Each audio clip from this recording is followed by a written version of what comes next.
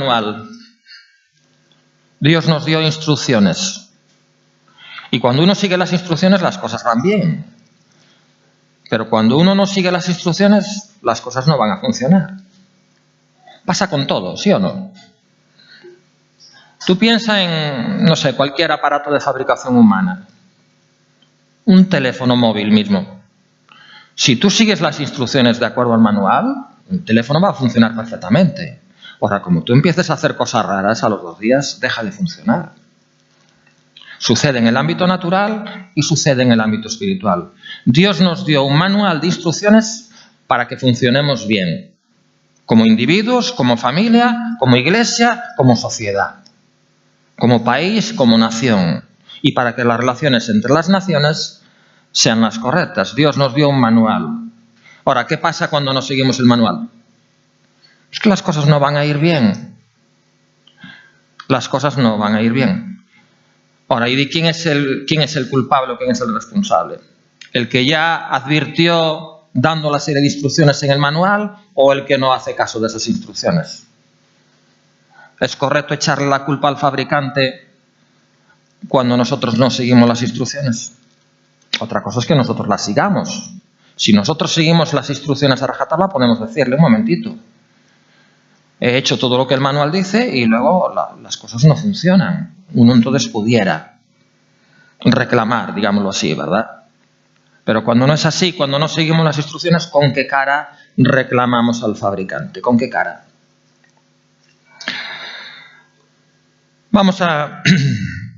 No es algo que haga habitualmente, pero que es un tema tan importante, vamos a profundizar un poquito más en él, si Dios permite. Y quisiera que fuéramos al Salmo 119 y leyéramos el testimonio de un gran siervo de Dios, como fue el rey David. En el Salmo 119, en el versículo 67,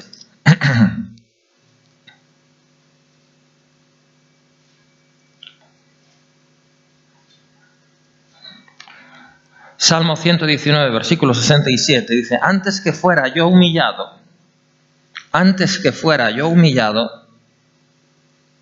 descarriado andaba. ¿Qué quiere decir esto? Fijaros que es el salmista el que está dando testimonio. Antes que fuera yo humillado, descarriado andaba. Es decir, no estaba siguiendo las instrucciones que Dios, por medio y a través de su palabra, había dado. Andaba descarriado. Andaba haciendo lo contrario a lo que Dios le decía que tenía que hacer. Eso es lo que significa la palabra descarriado. Así andamos nosotros muchas veces, ¿verdad?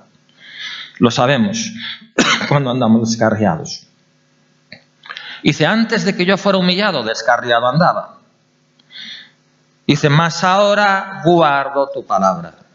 Mas ahora guardo tu palabra. Y en el versículo 71 dice, bueno me es haber sido humillado para que aprenda tus estatutos. Bueno, el ser humillado no es algo agradable, no es algo que a la carne le guste, ¿verdad? Cuando uno es humillado, uno de alguna manera es afligido y uno pasa por el horno de la aflicción y del sufrimiento. Eso es lo que significa la palabra humillación. Es cuando uno lo hace menos, cuando uno de alguna manera es reprendido, es castigado, es afligido. Y sin embargo aquí claramente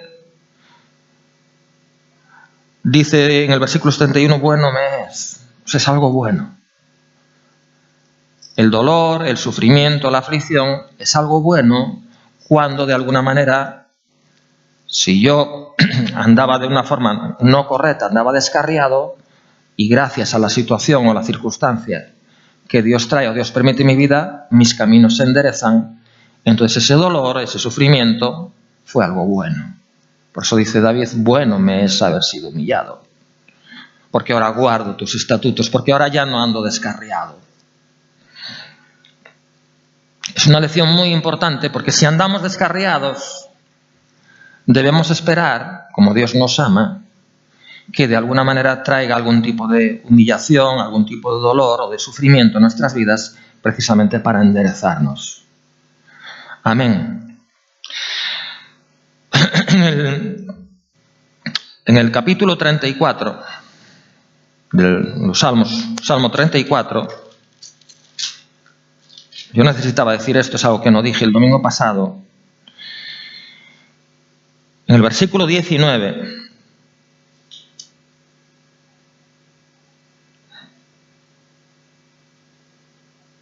vamos a leer también el 18 o el 17, desde el 17.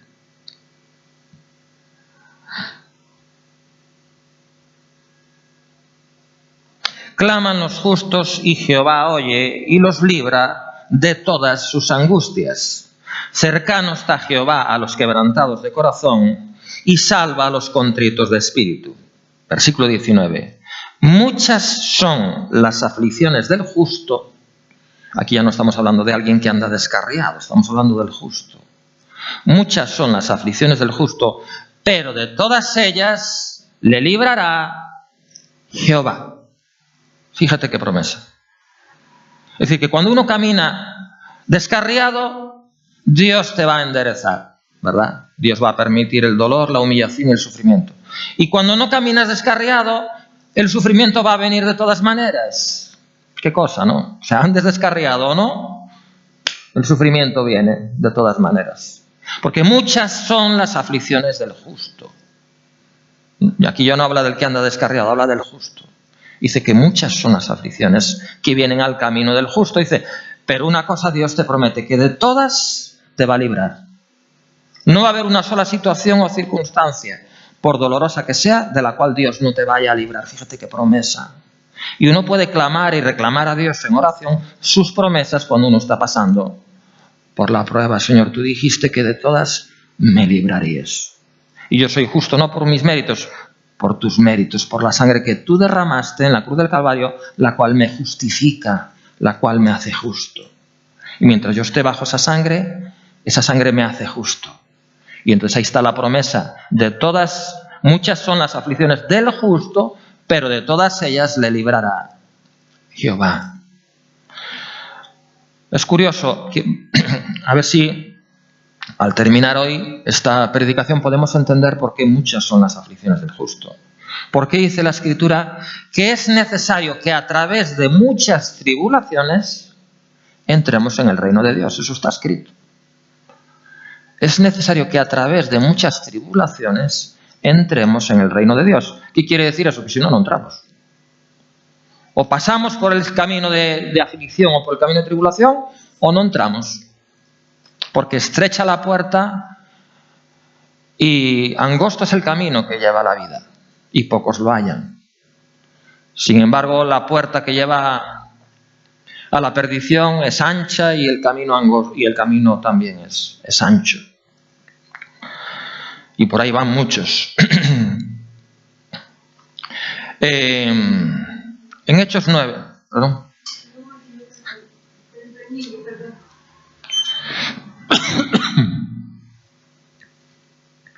En Hechos capítulo 9.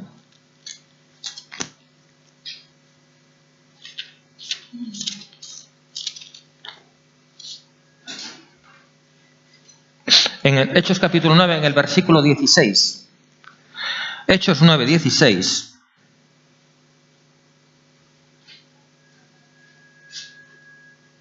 Vamos a leer el 15 también.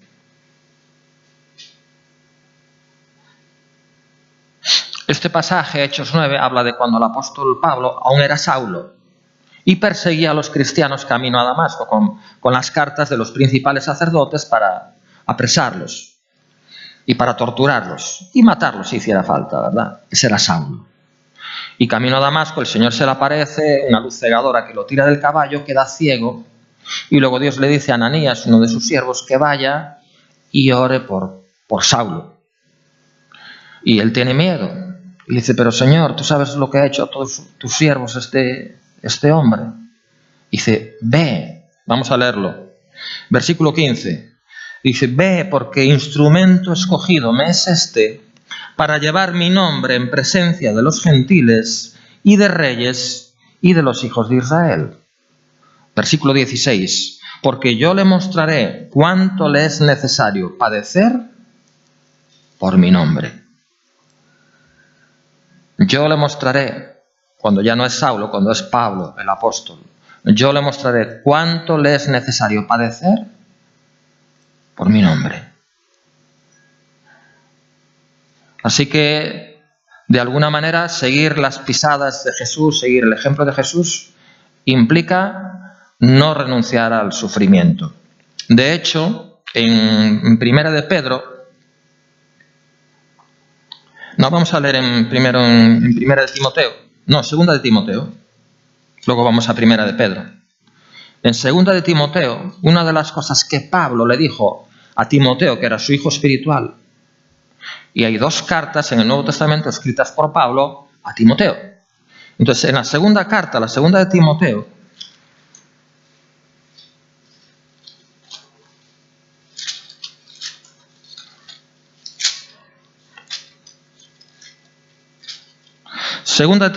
en el capítulo 2,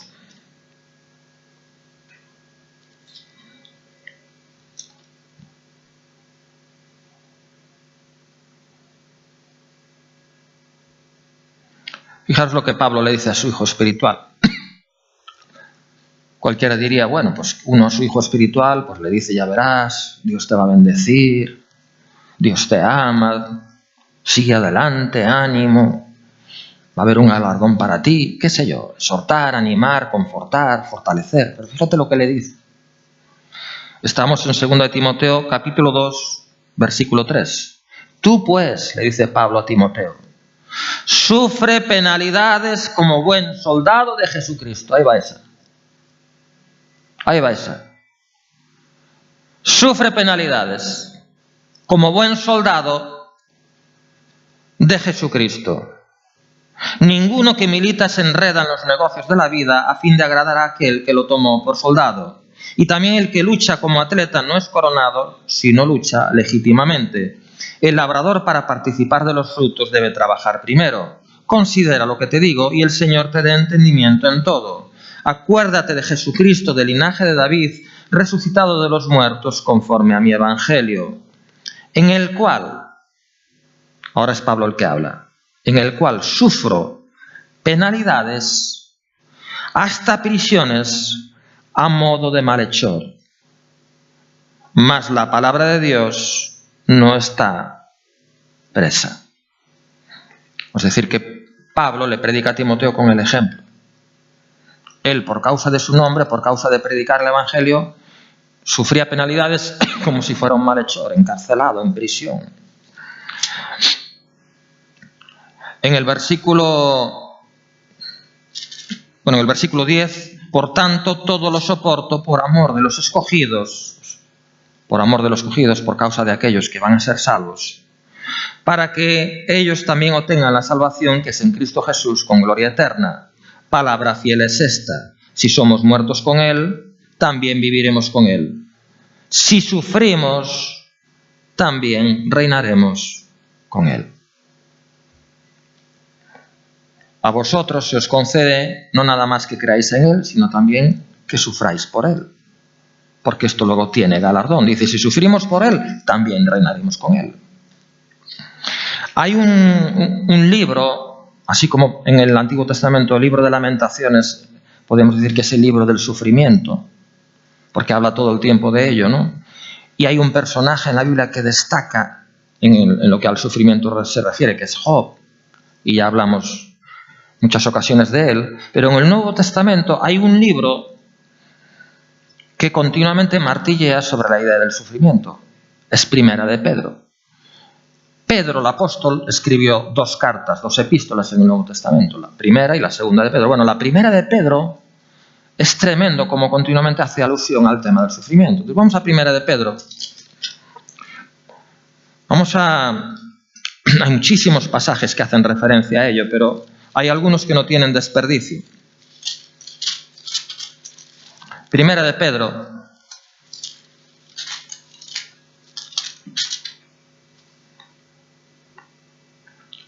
Fíjate en el capítulo 1 mismo.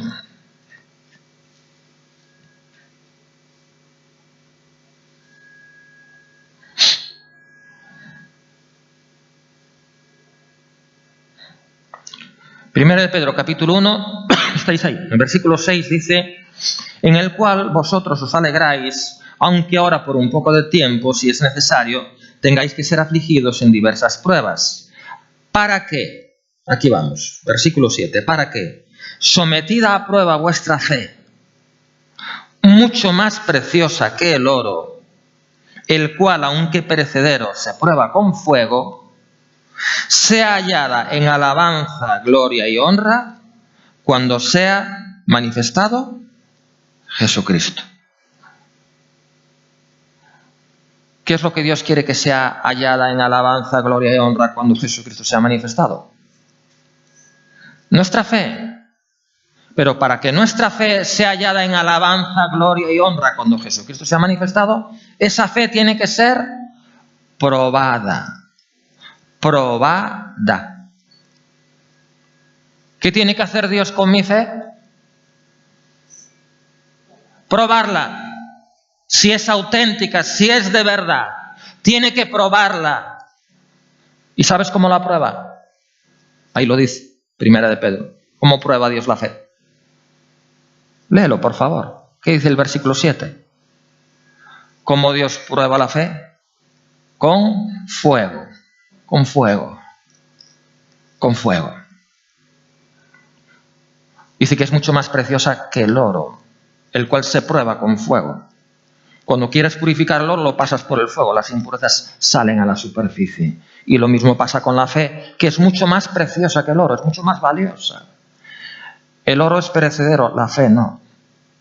La fe te catapulta a la eternidad. La fe trae vida eterna, el oro no. El oro es temporal, la fe es eterna, pero tiene muchísimo más valor. El oro se prueba con fuego, la fe también. En el capítulo, pasando la página, capítulo 2, todos los capítulos hablan de este tema, del mismo tema, en Primera de Pedro. En el capítulo 2,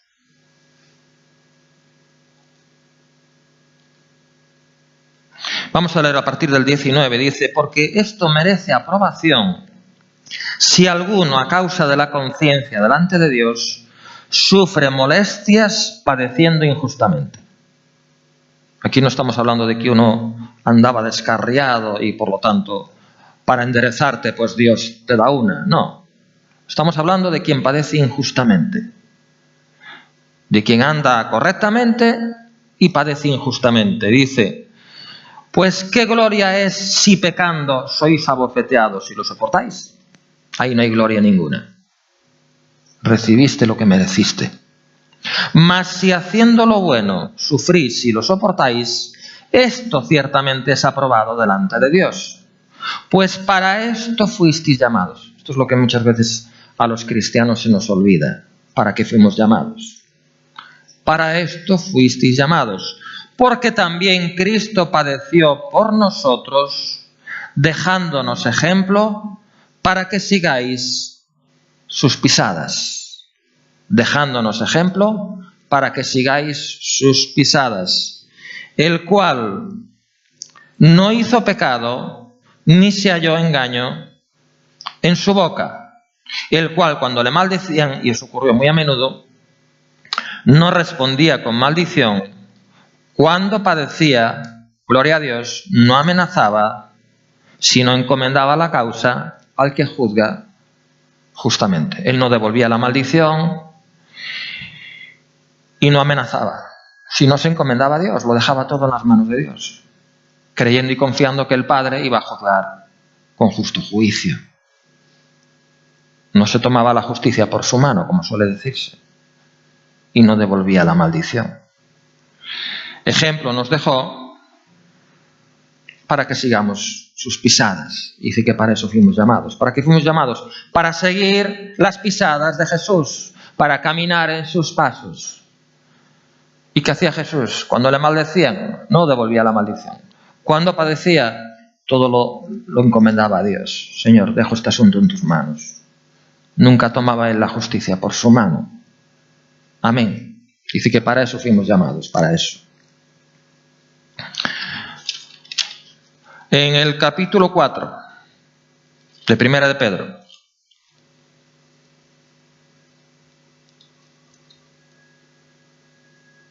En el capítulo 3 vuelve a hablar otra vez de lo mismo, pero vamos al capítulo 4. Primera de Pedro 4, en el versículo 12,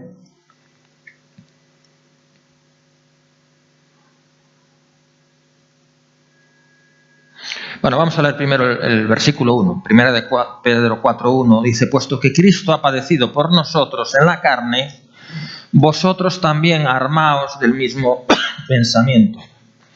Pues quien ha padecido en la carne terminó con el pecado. A veces no hay otra forma de terminar con el pecado. Por eso está escrito que es necesario que a través de muchas tribulaciones entremos en el reino de Dios. No hay otra. Si hubiera otro camino, Dios no va a permitir ningún dolor o sufrimiento que sea innecesario. Es demasiado bueno para eso. Cuando lo permites por algo. ¿Por qué? Porque no hay otra forma de terminar con el pecado. No hay otra. Dice aquí claramente, quien ha padecido en la carne terminó con el pecado. A veces uno quiere, pero no puede. Uno trata de, pero no lo consigue. Hasta que viene el dolor y hasta que viene el sufrimiento, el cual te va a dar la victoria para terminar con el pecado.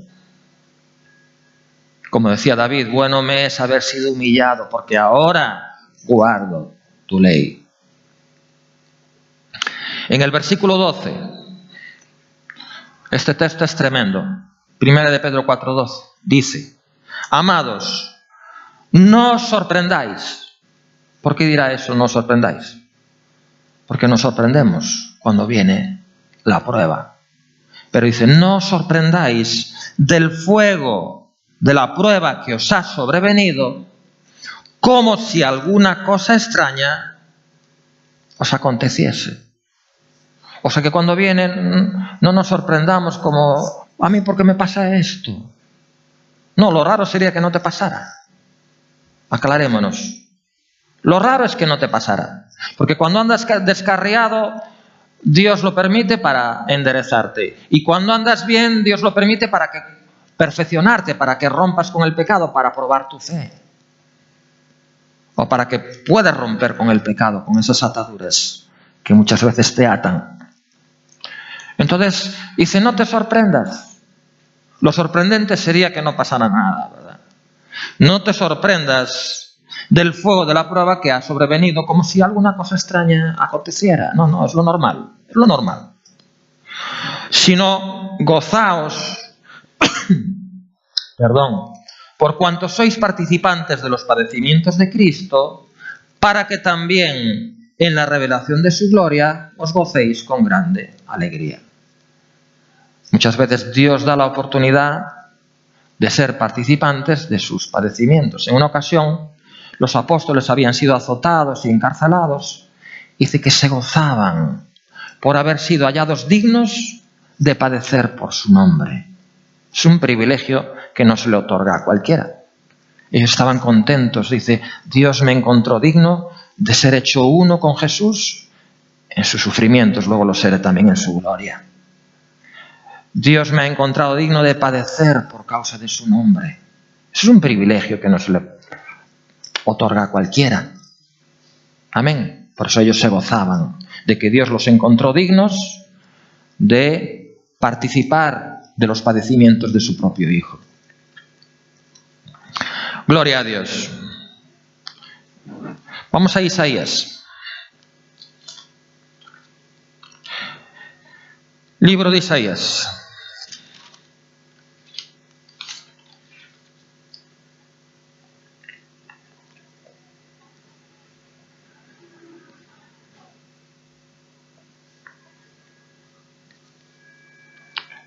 Capítulo 43. Yo creo que vamos a terminar en Isaías. Isaías 43, vamos a leer 2 o 3 textos en el libro de Isaías. Isaías 43. ¿Estás ahí? Isaías 43. Ahora así dice Jehová, creador tuyo, oh Jacob, y formador tuyo, oh Israel. No temas, porque yo te redimí, te puse nombre, mío eres tú. Fíjate a quién está dirigiendo aquí, a su propia gente, mío eres tú. Dice, cuando pases por las aguas, yo estaré contigo. Si por los ríos, no te anegarán. Y aquí vamos, cuando pases por el fuego, ya sabemos lo que el fuego representa, la prueba, no te quemarás, ni la llama arderá en ti. Es decir, que Dios promete guardarte. Vas a tener que pasar por el fuego de la prueba, pero en medio de la prueba Dios va a estar contigo y Dios te va a guardar. Fíjate, hay un pasaje en el Antiguo Testamento donde esto ocurrió de forma literal. ¿Te acuerdas qué pasaje fue? 3 en el horno de fuego. Los 3 amigos de Daniel, Sadrach, Mesach y Abednego. Por su fe fue probada hasta tal punto que el rey de Babilonia hizo que los metieran literalmente en un horno de fuego. Y todo porque no se inclinaban ante su estatua y no querían adorarla. Entonces el rey hizo que los metieran en un horno ardiente de fuego. Y cuando vio, resulta que metió a 3 y vio que allí dentro había 4. Y el cuarto parecía hijo de los dioses, claro, el mismo Señor que estaba allí con ellos. En medio del horno, el Señor está con ellos. Y los protegió, y cuando salieron totalmente ilesos. Y entonces a partir de ahí, el rey de Babilonia mandó que todo el mundo adorara al Dios de Sadrach, de Mesach y de Abednego. Ellos estaban dispuestos a morir y sufrieron por su fe. Su fe fue probada. Y se cumplió literalmente lo que dice aquí, literalmente. Cuando pases por el fuego, dice, no te quemarás, ni la llama arderá en ti. Vaya promesa. No dice que no vayas a pasar por el fuego. Es necesario pasar por el fuego, porque la fe tiene que ser probada, pero Dios promete estar contigo y guardarte. Cuando pases por ahí, va a estar contigo. Cuando pases por las aguas, cuando pases por los ríos, cuando pases por el fuego, voy a estar contigo y voy a guardarte. Amén. Y en el capítulo 48 de Isaías, por si queda alguna duda, en Isaías 48, 10, más claro agua, dice, he aquí te he purificado y no como a plata. Te he purificado y no como a plata. Y ahora dice, ¿cómo te ha purificado? Dice, te he escogido en horno de aflicción. Te he escogido en horno de aflicción. Ahí es donde Dios nos purifica. Por eso dice, te he purificado no como a la plata. Es otro tipo de fuego distinto. ¿Aquí de qué habla el horno de aflicción? Pues de dolor, de sufrimiento.